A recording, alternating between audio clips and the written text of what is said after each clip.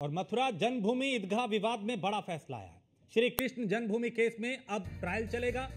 Allahabad high court से मुस्लिम पक्ष को बड़ा झटका लगा है। मुस्लिम पक्ष की याचिका खारिज की गई। हिंदू पक्ष को बड़ी राहत मिली है। याचिकाओं पर सुनवाई जारी रहेगी, हाई कोर्ट ने कहा।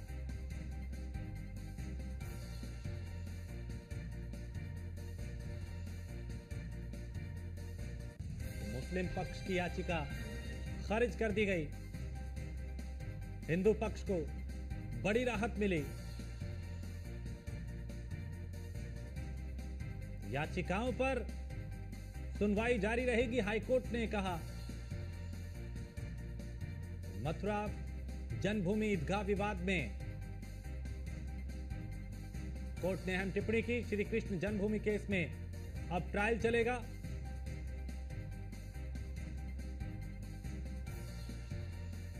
और वकील विष्णु जैन क्या कुछ कह रहे हैं, उन्हें सुनते हैं।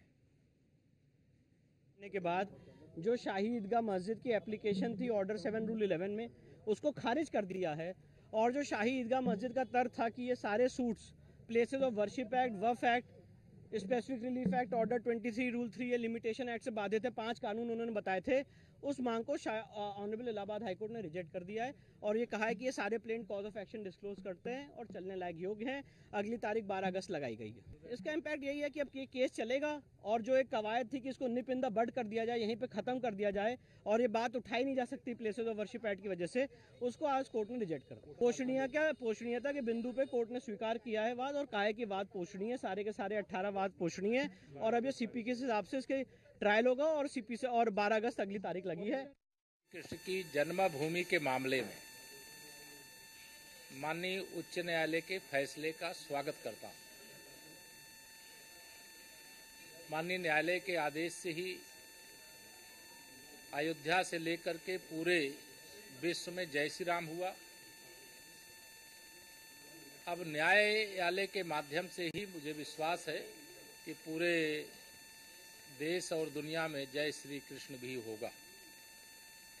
न्यायालय के फैसले का स्वागत करता हूं, एक कृष्ण भक्त के रूप में, एक राम भक्त के रूप में, एक शिव भक्त के रूप में और एक भगवान तथागत बुद्ध के भक्त के रूप में भी।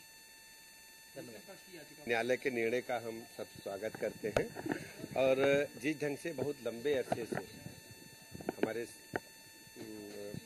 जो साथी हैं वो लड़ाई लड़ रहे थे, जन भावनाओं के का मतलब मैं कह सकता हूँ अनुकूल निर्णय आया है और लोगों का भरोसा भारत की सांस्कृतिक विरासत के प्रति अनादिकाल से और रामकृष्ण हमारी संस्कृति और हम बहुत बहुत स्वागत करते हैं।